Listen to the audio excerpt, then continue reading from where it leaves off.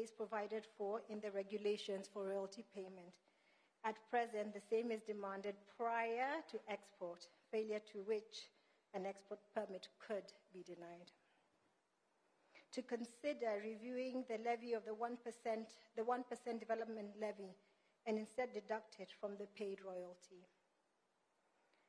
Outside of these regulations, there's a declaration of savarite as a strategic mineral.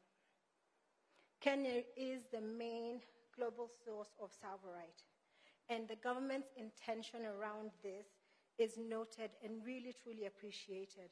However, we must note that this approach may very well have the opposite desired effect. There needs to have been consideration on the protection of the economic rights of the current investors of, who are trading and mining savarite, the livelihoods and the impact that policy declaration would have on it. A more likely outcome is that savarite production and dealership within country would decrease, and that is not what we want. A collaborative approach is vital to create an environment that presents the mining industry as a safe investment space where both local and foreign investors are assured of property rights, stability agreements, dispute resolution mechanisms, investor incentives, and property rights. We're at a time when global warming poses a very real threat to the world as we know it, and as such, it is prudent that the mining sector should embrace changes which are environment-driven, promoting environmentally sustainable methods of mining. To grow and sustain the gemstone sector, we must apply the same diligence and dedication that drives success in other industry. The success of this subsector relies on the same pillars as any thriving businesses. You have good days and bad days. The aim is to create not just profits, but shared prosperity and a lasting legacy for Kenya. Together, we can create a gemstone sector that goes beyond the lottery type or pata potea, we call it, activity, and for it to be seen as a viable, sustainable business opportunity that has the ability to uplift every Kenyan. Ladies and gentlemen, the time to act is now to work towards strengthening the foundation of this subsector for a brighter and more sustainable future.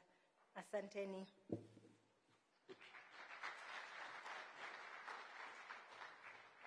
Thank you very much, Alice Muthama, for those words. Thank you very much. Before we call upon our guest of honors to have a few words with us, I would like to invite the chairman of NAMICO to do the formal invitations. And our guests of honors are going to talk to us about the Kenya mining vision and what their vision is for Kenya and how they see us working together. And I'm interested to hear. Thank you. Thank you once again. Let me take this opportunity to, maybe before I invite the peers, to recognize our board of directors. If they're here, maybe they can just stand. Board members of NAMICO, they're here.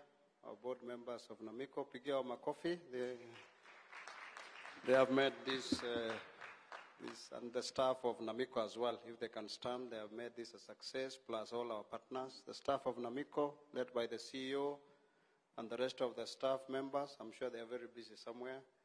Asanteni sana. Thank you, members of staff.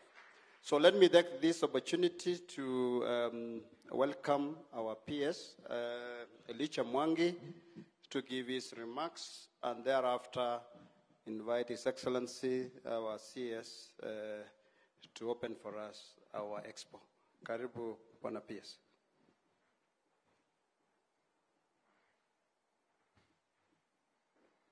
Thank you, our chair, NAMICO, our chief guest, His Excellency Hassan Ali Joho, the Cabinet Secretary for Mining, Bureau Economy and Maritime Affairs, the partners who have made it possible that today you can assemble here and discuss mining and mining investments in Kenya. I'm proud to be with you this afternoon so that together we can join hands in this inaugural conference. Sir, you remember last week we were with you, and we were really challenged by our neighboring country here in the organization. But I'm glad that this team, led by Namiko, AWEC, our partners here, including Oxfam, they have done us proud. I appreciate you, and I'm happy to be with you. Just want to invite you to freely discuss. We are here as policymakers. We are there as investors. We have our policymakers represented by our CS, and of course we have the advocacy. We will support you. We are here as panelists, and even freely you can engage us so that together we can put our mineral and mining sector as we aspire. Also taking note of the theme, our critical minerals. We are aware that late last year we categorized our minerals into strategic minerals. So I will be here to discuss the critical minerals vis-a-vis our strategic minerals. Then we get to know of our strategic minerals, which is this that we may say is our critical. But more important is the business opportunities. As it has been said, we had a moratorium which has been lifted. Which are these opportunities, and what is this that we need to do, led by our team leader here, our CS. And with those very few remarks, allow us and all of us start so that we can have our chief guest, who is our cabinet secretary for mining, to come and open for us this, our inaugural conference. Thank you, Waziri. Kaini tu bana. Kidogo I will deal with my team later on. They're a bit old school on mambo ya kusimama.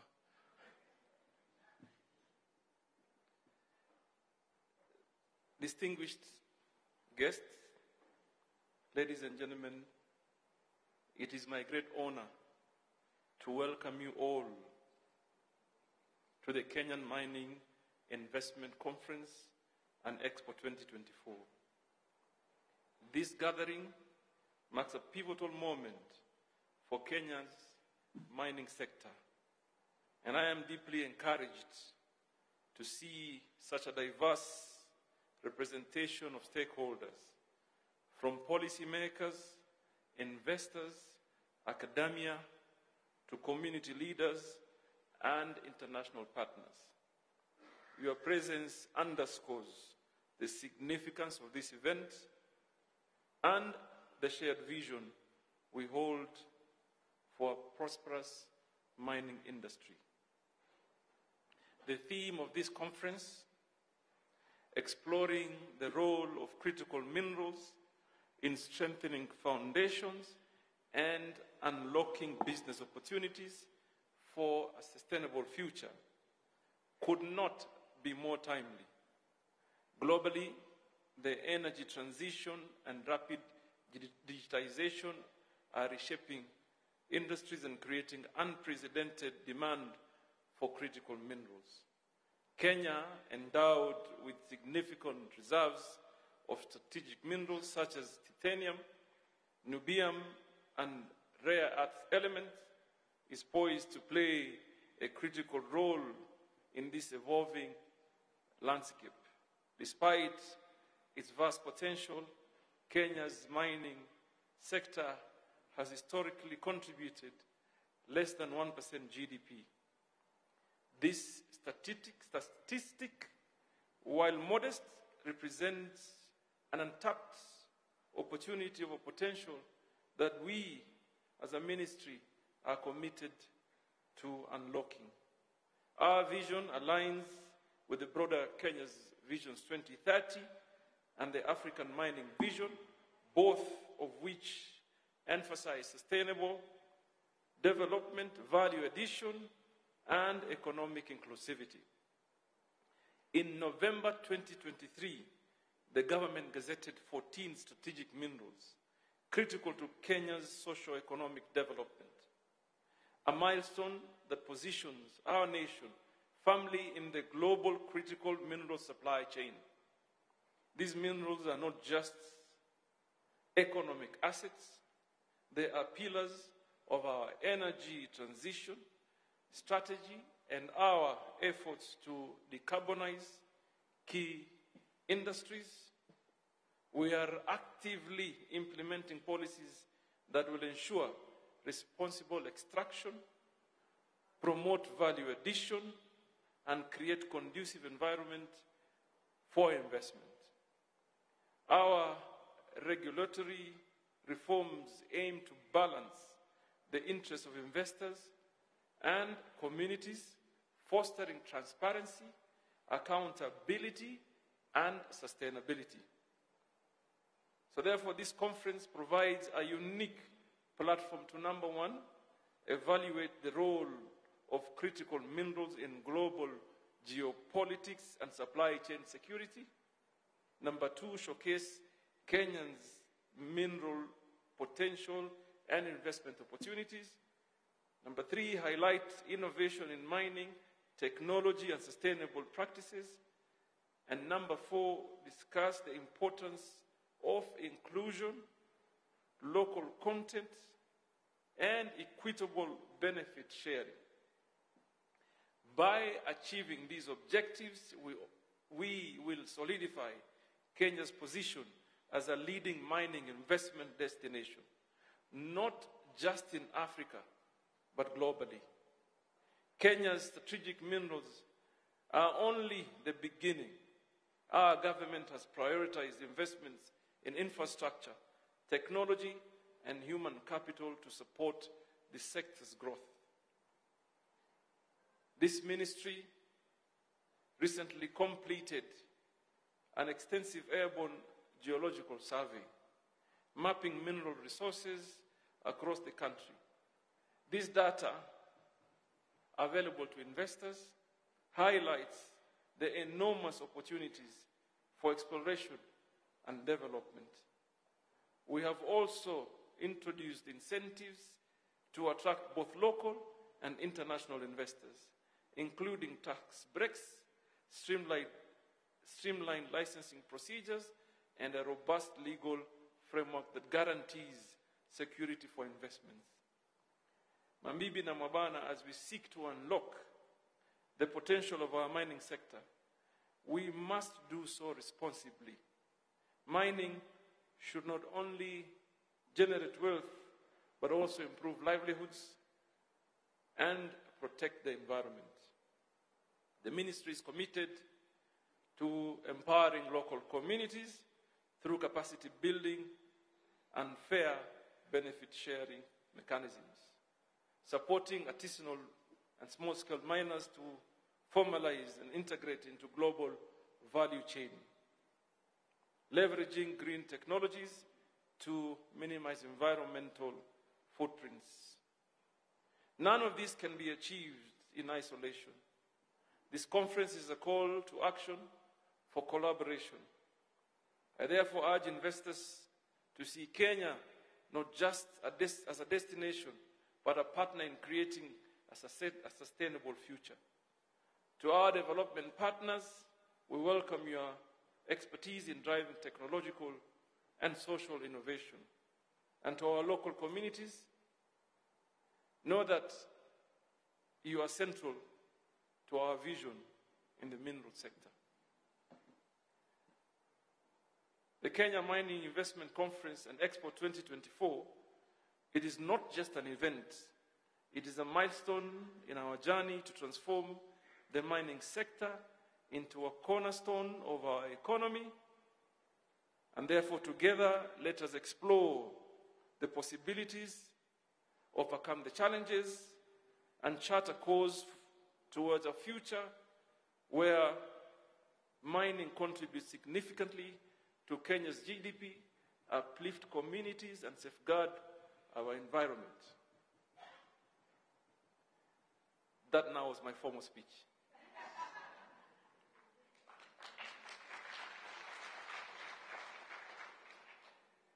And maybe just to add one or two important, in my opinion, sentiments. And to begin with the presentation by Simon, wonderful presentation. Simon, I want to assure the gathering that I've been to Best Titanium. I have seen the work you have done, particularly in rehabilitation and preparation to the closure of the mine. And I must congratulate you because you have done very well.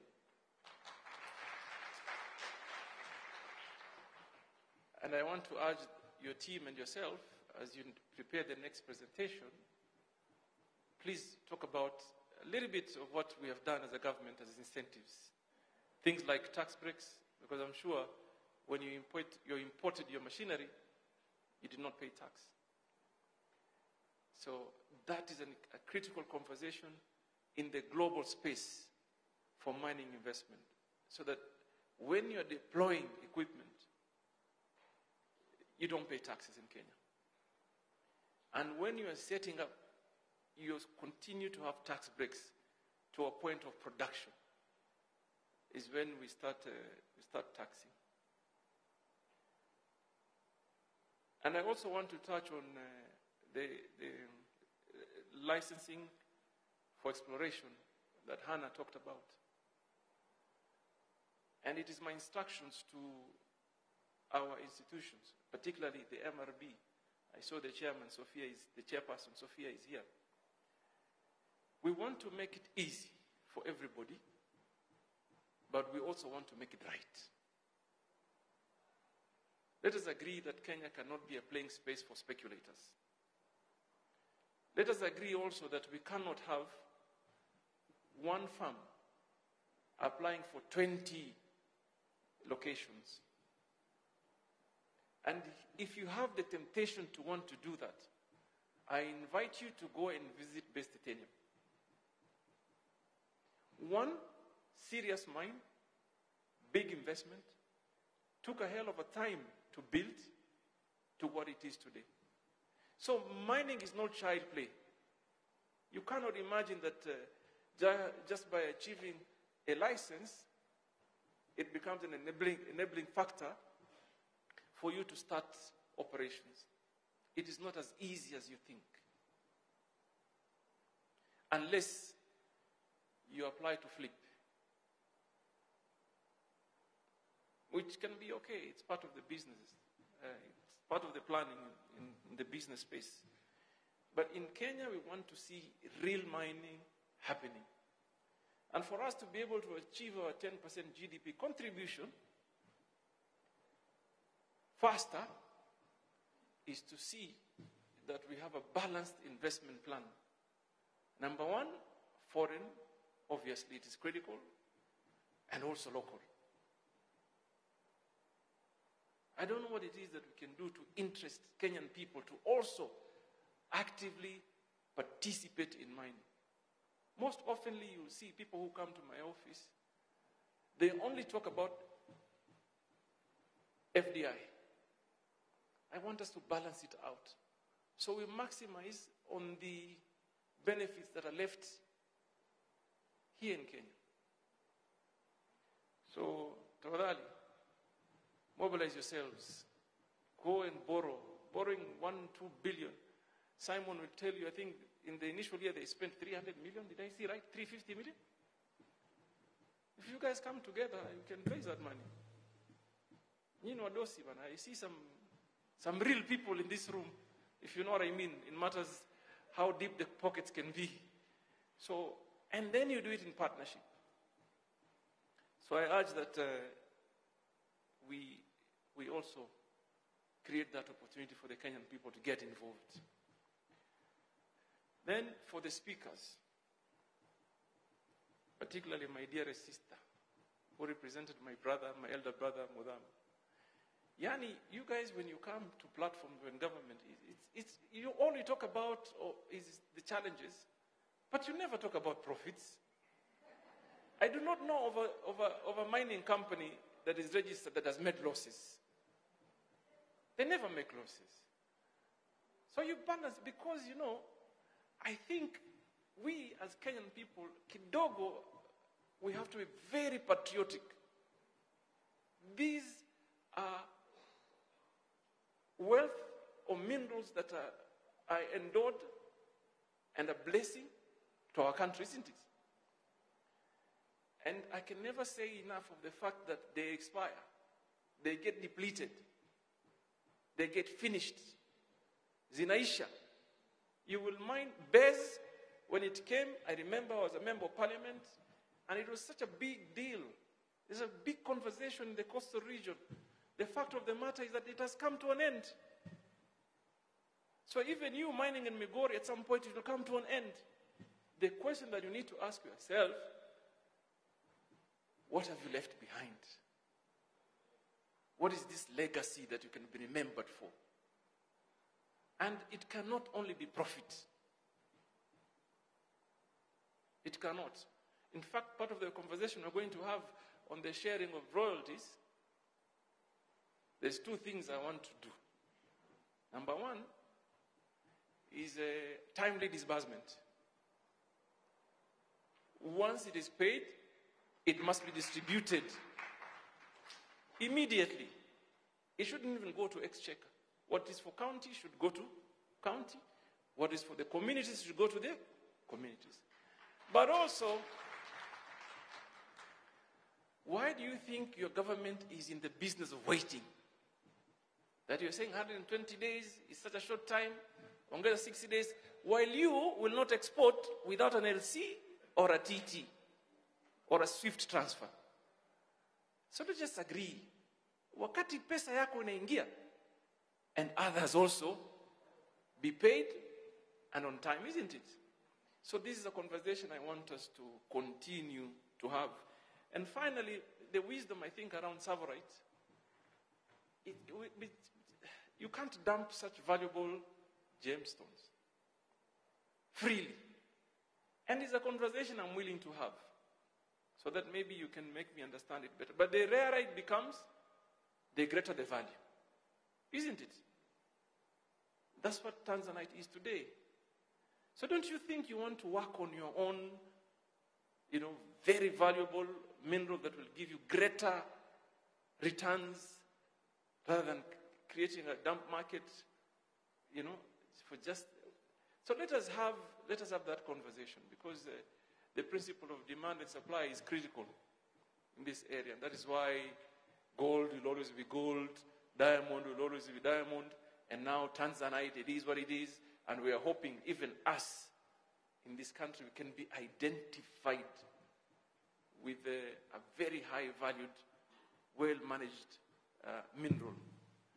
So without much ado, let me just thank you for being here, and also wish you very fruitful deliberations for the next 2 days. And I am told it is a matter of protocol to officially announce that it is hereby declared, okay.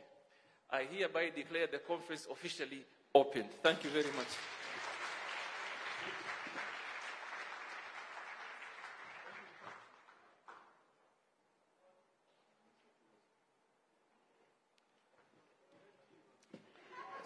Thank you, Waziri. Thank you, everyone. I think you've heard it from him now. Kenya is a new mining destination, right? He's open for business. If you have interesting projects, bring your money as Kenyans, invest in mining in Kenya. We want you to invest in the critical minerals and the strategic minerals for Kenya. National Mining Corporation officers is here. The board of directors are here. Come join hands with the National Mining Corporation and bring your money and bring your projects together. The ministry is ready to receive applications for prospecting and exploration. Kenyans are welcome. Please meet with the State Department of Mining stand here. Ask them the questions of what the regulations are, what you need to do, and let's make Waziri's dream come real. Thank you, everyone. We want to say thank you. So with that, we're going to have a break for tea right now. Please, it's going to be a short break, half an hour. Everyone back in again. In the meantime, I call on the Waziri, the PS, the chairman of NAMICO, chair of AWIC, chair of ASMAC, to please join us on the stage for a quick photo session.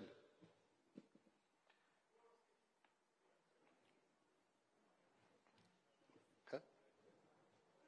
Lunch is ready. So we go for lunch. Okay, we're going to not have a break for tea. We're going to go straight to lunch since it's lunchtime. And what do I have to say? Okay, if you just give us, I've just been told, just give us 2 minutes before you break for lunch. They're just going to get everything organized in the back because we're going to go straight from tea to lunch. In the meantime, can the dignitaries please come for the photograph session?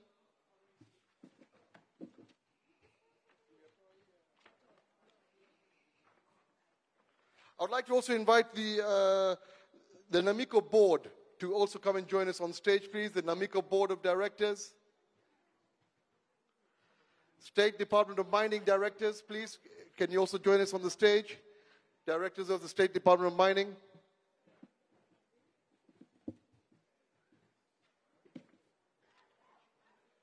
Directors for NAMICO.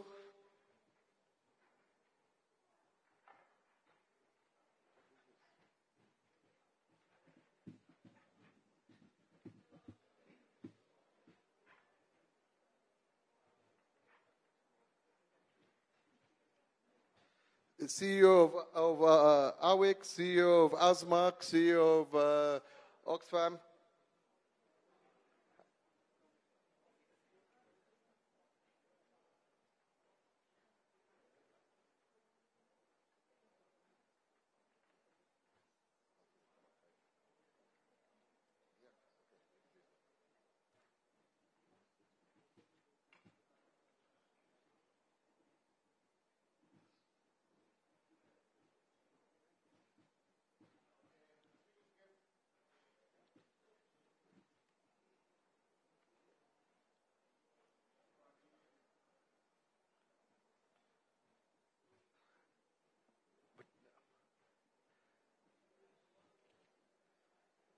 Thank you very much. Can the dignitaries please remain seated? Please, the guests of honors, all of you who are seated, please remain seated. 3 more photos, please, 3 or 4 more. Those who are standing, you can go back to your seats. Can I invite all the captains of industry? If you know you're a captain of your industry and you know you feel that you deserve the title, please join us on stage. Please, Captain Simon from Titanium Philippa, please come join us on stage. Captains of industry, if you're a leader in your business sector, please come join us on stage. We'd like to honor you here.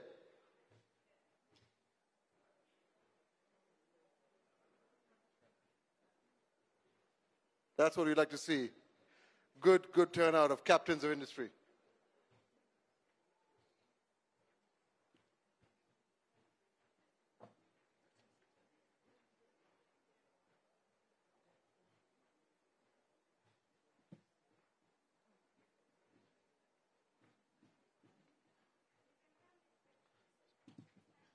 Can someone else go that side as well, please? There, average, balance it out.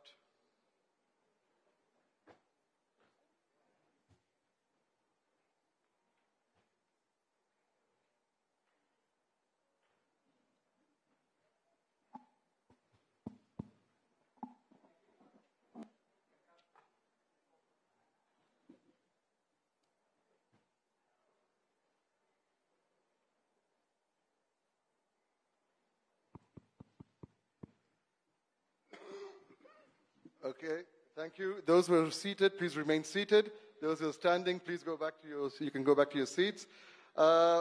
We'd like to also invite ASMAC. ASMAC, if we have members of the board of ASMAC, if they can please join us on stage.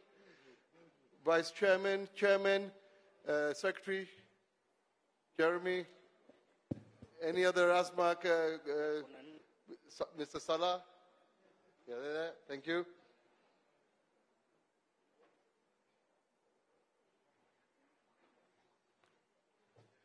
Thank you. ASMAC board members, please, can we have a quick session here?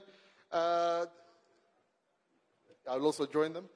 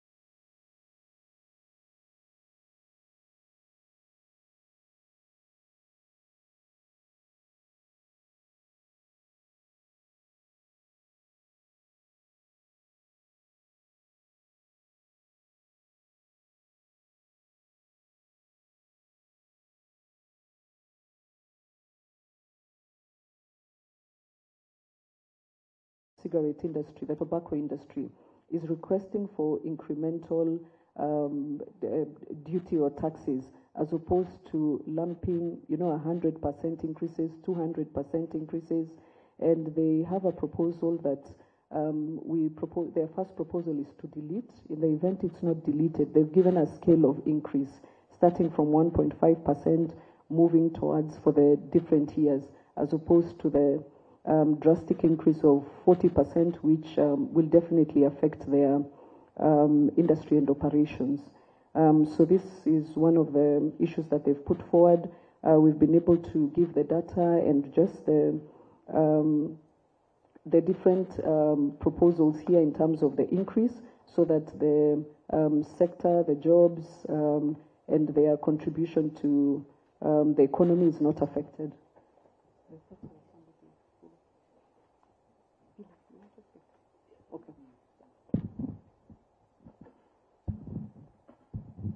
Thank you, Chair. My name is Billy Tsuma from the tobacco industry. First off, I would like to commend this committee. When we appeared before you in 2023, we did make a proposal for no increase, because the previous years we had a cumulative 45% increase in excise duty on cigarettes, which had contributed to a growth of illicit trade in cigarettes from around 11% to around 25%, which meant a quarter of the cigarettes sold in the country were illicit. You did listen to us, and there was no increase that year, and as projected, our excise tax payments grew by 7% that year. Yeah, so we commend the committee for that. The reason why we are making a proposal, particularly for the cigarettes without filter, is if there is a proposal to increase from around 2,000 to 4,100, which makes it uniform with the filtered cigarettes. Now, this is a sensitive band on the consumer side. As we stand here today, our last survey of the market in June showed that illicit trade has grown to 37%. We are heading to 40%. What we've seen in other markets like South Africa is the moment you go beyond 40%, there is no recovery for that industry. The consumer gets a test for it, it's cheaper, there is no KEBS control, there is no Ministry of Health control. You lose control, you lose revenue. At 37%, you're losing 7.5 billion shillings every year in tax revenue. With that increase, it's likely to grow more. You will lose more money. In the last 5 years, we are estimating around 30 billion shillings lost. That's half of your allocation to housing. A lot more money can be made through policies that address the issue of illicit cigarettes, as opposed to increasing on the already high rates, which are double what you have in our neighboring countries, Uganda and Tanzania, and you have a significant issue with border control. Yeah, so our proposal, that tax ban for the lower one going to 4,100 be deleted, and let's focus on policies that address illicit trade. Lastly, we also have a proposal on nicotine products. There's a proposal to increase from 1,950, I think, yeah, to, it results around 25% increase. This is a new product category.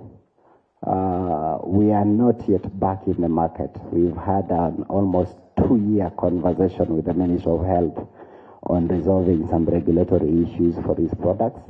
They are not yet established in the market. An increase in tax at this point is not going to translate into an increase in revenue collection. What we are requesting for is a deletion. Let's give it time. We sort out the regulatory framework before we come to rapid increases on the fiscal side. Thank you, Chair. You know, when this proposal came in the last finance bill, one of the proposals that was greatly supported by the members of the public and the people in the health sector was that excise duty of both the filter and unfilter being the same. So now achieving a balance here is now what is tricky. Because at one point you're saying those that are consuming the non-filtered cigarettes will move to illicit. But again, how do we go to best practice where, if they have to, let them use a safer product than the filtered? But anyway, we will try to get to a balance. Proceed. Thank you, Chair. Chair, will move to our next proposal on clause 25G, page 22. We are proposing to delete clause 25G, proposing to impose excise on coal. Chair? Okay. Chair, so this has already been discussed and the impact has been indicated. Chair, I'll move to page 24 on clause 25G. This is on float glass. Again, this is an issue that has been discussed, and our proposal was to delete the proposal 25 under 25G. The next proposal is on even on the imported float glass. Even if you put excise, but we want to consider, or I'll give you in the final conclusion, but just to let you know, if already there is a duty of 35% and putting excise of 35%, you are killing also importers. Please remember, as a manufacturer, we don't want overprotection. It's very clear. We have a balance because we already have protection at the EAC level, and we keep on increasing excise, but we are also creating a serious effect. And that policy, people can close down, and the same thing is in the, I don't know if it is there on sanitary. We are not supporting that. Let's be very clear. Already 35 ceramic. 35% is there. You have also specific duty. What more do you want? No. Because we need to be fair as manufacturer to the consumers also. So in the conclusion, I'll talk. Thank you. You already talked. And yes, Chair, I want to get that submission. Sanitary is on exemption, and there is nothing on ceramic. On ceramic. Ceramic. Okay. Okay, maybe I will be keen to get that submission on how local manufacturers feel that if we overprotect them, it will hurt their business. I think that is something unique I want to know today.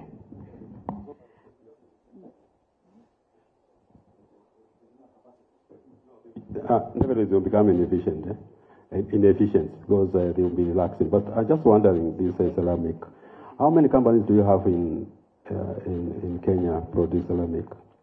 Tires and all these things, because we may end up also creating a monopoly in the market. Yes. We have two industries. Two? Yes. You have only two. That is called a duopoly. It's even dangerous, more dangerous than monopoly. Yeah, that is a duopoly. Yes, be careful. Yeah, that's good. A balance between protection and efficiency and monopoly. Let's make some more faster progress. Chair, just on that was an observation from the industry that, of course, we appreciate that there is protection to support growth of the local manufacturing sector. But our observation is that the increases and what we are talking about, excise increase or any of the tax increases, are quite drastic in terms of even if it affects imports. But of course, we are going to promote that we continue supporting local industry. Chair, will move to the next proposal, which is on clause 25G also. It's part of it. It is imposing 15% excise duty on imported printing ink of the tariff numbers that have been indicated there. We are proposing to delete the proposed 15% excise duty on page 28 on imported printing ink. Chair, there's been alignment by the industries, the ink manufacturers and also the print manufacturers who are affected by this. And we've been able to get an alignment that this should be deleted because of local capacity and the impact it's going to have in the education sector, and also that there is no availability of the same in terms of adequate supply. But I can give one of the industry players too. Thank you, Chair. Quick one on the inks. These are printing inks, very special inks, mainly to print packaging material. And this ink goes on many materials, especially like unga bags, corrugated cartons, flexible packaging, and more so to do with exercise books, textbooks, which basically affects our educational sector. The other thing is to remember, the printing inks already has a duty. Now we introduce an excise duty. All we are trying to do is move our business to start purchasing printing inks from other EAC states. They will become more competitive. So here we are losing that business, right? So it is very important to know that printing ink, we have more than 10 companies in Kenya producing printing inks. So it is very important if we want to move purchasing of printing inks into EAC, that will happen very, very soon. And don't forget, every paper you see needs some inks to print on. Do you want to make everything more expensive? I don't think so. And let's be very honest. Printing ink is not a sensitive product which needs an excise. We have never heard of such small products requiring an excise duty. We have 10 thriving companies manufacturing printing inks. Right? And more or so, this is now the inks. Last 2 years, we also had varnishes which were brought into the excise. So today, believe it or not, in our print industry, the varnishes, the total duty is 35% with an excise duty of 25%, again, making our packaging more expensive. So definitely, this clause needs to be deleted. Thank you. This is agreed by all users and manufacturers. Thank you, Chair. Chair, we can now move to, we had in the... Yeah, I'm wondering, do you have, okay, so you say because ink is a cost on all your, on all your pack and everything, that's going to lead to an additional cost. So Treasury was saying it's because they want to incentivize manufacturing of that ink locally. Is there anyone who is doing that? You are the manufacturers. Is any of you, do you have manufacturers manufacturing ink? Yes. We have more than 10 ink manufacturers, and some of them have been here for more than 40 years. So it's not an infant industry, it's a mature industry.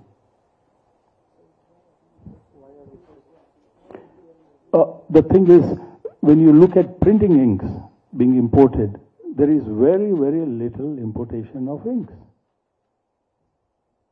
Very little. Little importation of inks. So why is it then a challenge? Because if you are buying from the local market... Yes, so what we are saying, even this clause coming in the bill, we were very surprised. Who brought it in, for what reason it has come in, and what significant impact it will make in terms of taxation. We are very much lost. So if you have said you have several manufacturers of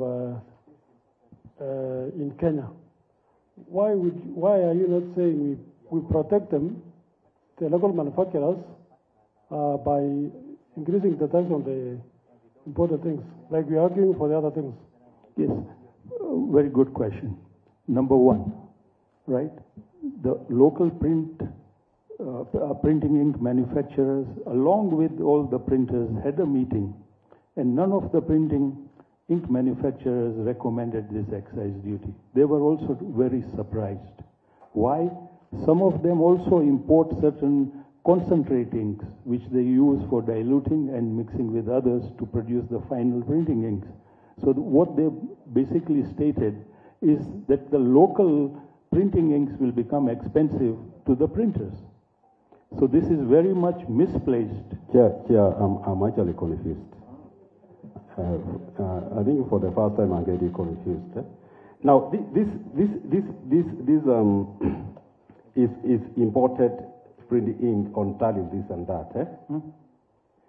Now, This is not inputs. This is imported ink. And he's talking about raw materials. You see, this one basically tries to protect the local manufacturers. And you have said you are around 40 of you. Some of you have been here for 40 years. So assumption is that you have capacity to produce enough for the country. And therefore, whatever you are going to import, what you're saying, that is a raw material. So I think the argument should be on the raw materials. If we are increasing import duty on raw materials, I think that could be your argument.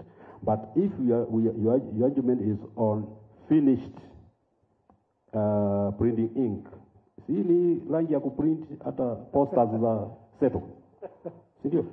So I mean, so what happens? What is your argument? No, I'll tell you what happens with the 15% increase in excise. Or you know, this is similar to what we had on float glass, unless now you're also able to demonstrate to us that these particular codes are incorrect. They are raw materials and not finished materials, so that we can correct. Because if we have 10 manufacturers of ink, and you're saying you hardly import, so and the way you are strongly opposing, then now there we are lost. What happens with this there will be a price increase. How? Because they have a protection, so they can increase prices. Maybe the elephant in the room is that most of the manufacturers could be importing finished products. I mean, that is what is left unsaid here.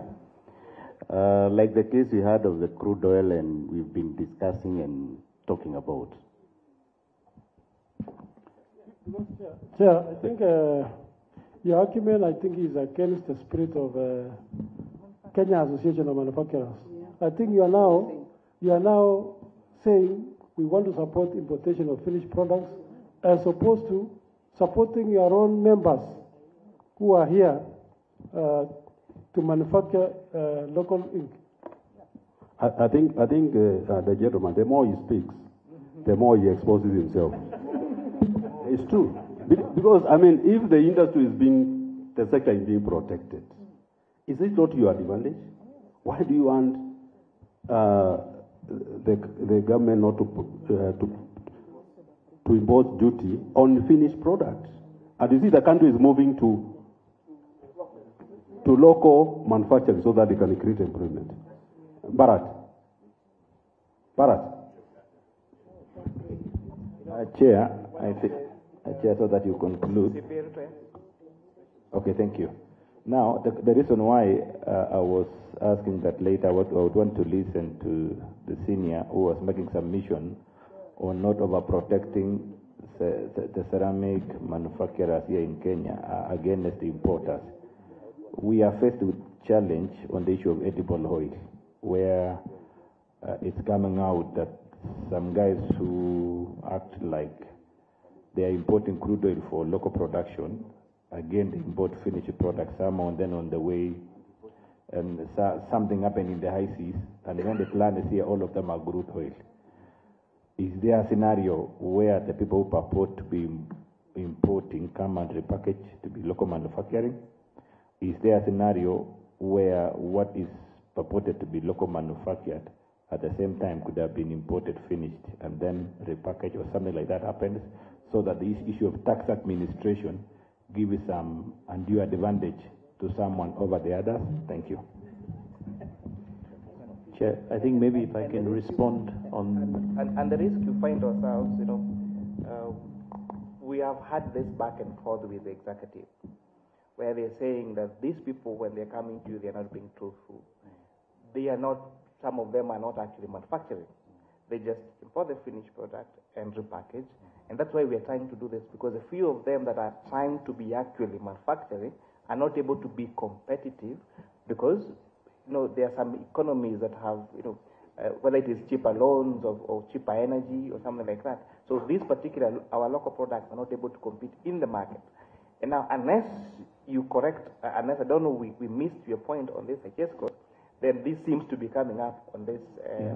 On this but let me give you a chance. Let me give you a benefit of doubt and give you a chance to clarify.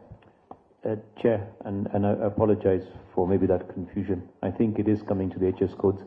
We were witnessing the launch of a new label plant the other day in Tilisi, a factory that produces 10 million labels a day. It's 3.6 billion labels a year, based in Tilisi. And they produce all of these kind of labels and everything we see on all this packaging, edible oils, and all the major brands. And what I understood from that meeting was that they use a lot of specialized inks, which then are not locally manufactured. So I've got a very strong belief that the issue here is about what is those specialty inks that are used as raw material, vis-a-vis what you're saying is the finished product, which might be the retail inks. Yeah, and retail inks we see in stationery stores, etc. Yeah, so I think allow the team to go back and clarify with the large producers or who use inks in their production as raw material to state which of those inks they're not getting locally, so we have clarity on this matter. So it's very similar to the float glass issue. Okay. That's fine. So let's make progress. But now, maybe before we complete this, in fact, let them come and themselves here. As a manufacturer, so because you're trying to explain someone else's business, and we don't understand it as well as you understand your business. Even tomorrow is fine. We will be here until. Go on, proceed. Okay, thank you, Chair. We'll take the direction on that issue. Chair, we also have a proposal around clause 25 again. This is one we are withdrawing, but it's just also an observation that we got from the imported sugar confectionery companies in Kenya, and a lot of them are multinationals. But they were also telling us that, the increase rates in terms of what government is proposing is 100% increase for this sugar confectionery, but this is for imported. So it's an observation from our end, and which we withdraw in terms of the proposal that is made there. But you can see what is being proposed from 42.91 cents to 85.82 cents, which is just emphasizing what we had said earlier, that tax increases need to be incremental as opposed to lumping a huge rate. Chair, the proposals on page 30, 31, and 32 are largely on alcohol, and which have already been covered by ABAC, who are also part of our membership, and also page 34. So that we move to page 35 on clause 25I. We are proposing to delete clause 25I, introducing excise duty on the following resin tariff codes that are provided there. We've indicated the tariff codes. The justification from the industry is that recently there was a national independent resins verification exercise that was conducted to confirm capacity that we have, our capacities in Kenya, with regard to manufacturing some of the resins in the country, led by the State Department of Industry. And we'll submit that report for purposes of your records. And we were able to confirm that for the resins that are manufactured in Kenya, we have a list of them, and that there are some which are not manufactured here in Kenya. Which include, of course, coil coating and some of the items there. And these are some of the items that we are proposing for deletion, since there is no local capacity. But we'll avail the report, which was supposed to be enclosed in this report, to show the justification for the 4 items that we are proposing to remove from the list, and which are not manufactured in Kenya. We'll move to the next proposal. It's on clause IM. Similar, it's to remove, we are proposing a deletion of PVC edge banding classified under the HS code. I'll give this to the affected company to. Chair, to point 21, the introduction of excise on PVC products, and I'm not sure which are the major products it's seeking to protect, but what's happening in this particular case, it's having a cross-sector impact, which may not have been noticed. The furniture sector uses PVC in 2 primary areas. One is for lamination, so we make doors, so we put them through presses and we laminate PVC onto timber, onto MDF, and we use it for edging of cabinet doors. So it's actually quite a key input for furniture manufacturers. Now, the products we import fall under 3920, 4390. And those raw materials are not locally manufactured, even within the EAC. And this is specific for furniture. But under this HS code, Chair, it's a very generic, very wide description. If you look at the description, it covers so many articles made from PVC, but cannot specifically exclude that it does not, those that are not manufactured in EAC. So what we found ourselves in a position is that our inputs since last year have been attracting 25% duty and 25% excise. And we've been seeking somehow a mechanism to exempt furniture manufacturers, because we believe that this was not introduced to be adverse on our sector, but maybe to protect someone else. Yeah, and so how do we go about that? Is a thing, because we've dealt with it for about a year, and it's taken our cost of inputs up by 23%. We've also met with the plastic sector, and they've confirmed that these are not products they make. And in fact, we were also seeking duty remission under the EAC budgets as well. So it's sort of conflicting with our ask as an industry. On the one side, we're seeking remission because it's not made, but on the other side, excise has come onto these products. So it's a mechanism to remedy for our sector, please. Thank you. Could you go back a bit on this imported polymers and vinyl acetates and vinyl esters? They proposed 20% import duty. So, excise duty. Is there someone in the sector who would explain what these differences are, and what is the raw material and what is a finished product? Oh, sorry. I'm told they are coming tomorrow themselves, so it's fine. I will listen to them tomorrow. Proceed. Thank you, Chair. Chair there's a proposal 22 on page 37. It's also on the alcohol sector, so we will draw that and align with ABAC. We'll also withdraw the one on 23 on page 38,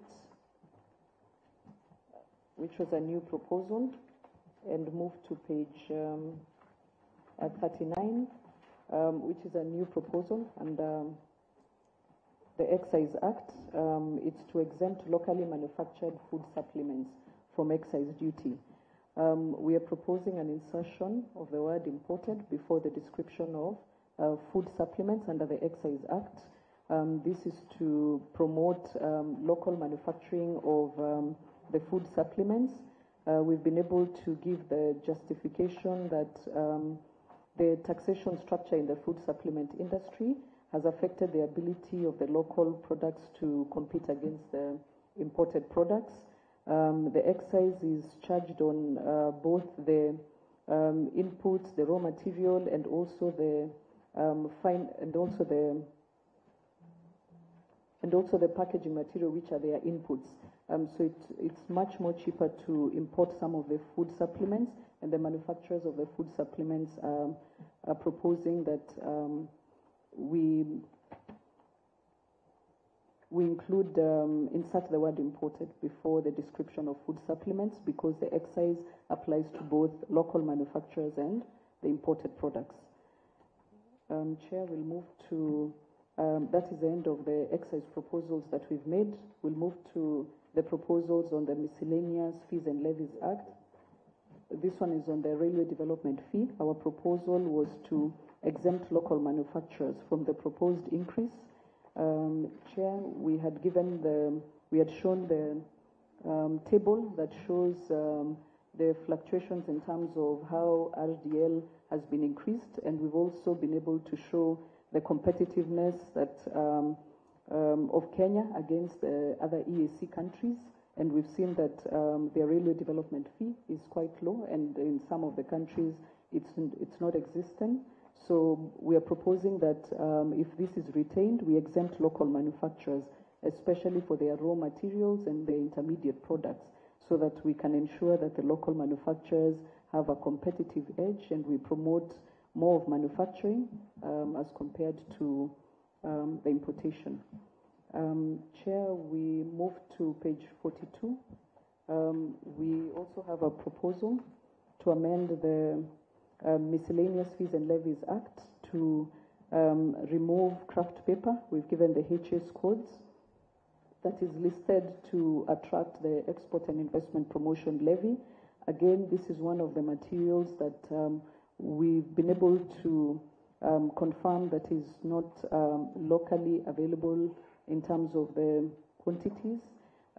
Chair, we've been able to also show the data showing that from when the Export and Investment Promotion Levy was introduced on this item, we are now even seeing more importations as opposed to more exports going out, and there's a decline, and that's based on the data and the facts that are there.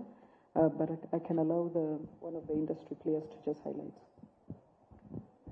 Good afternoon, Chair. Good afternoon, members of the committee. I'm not going to bore you like last time on the technicalities of paper, but what I want to tell you is, since our meeting last time, we have a verification exercise done in partnership with KEBS, with KRA and MITI, that verifies that there's no local capacity of craft paper in unbleached or bleached. As I told you last time, this is used predominantly for unga bags and Tetra Pak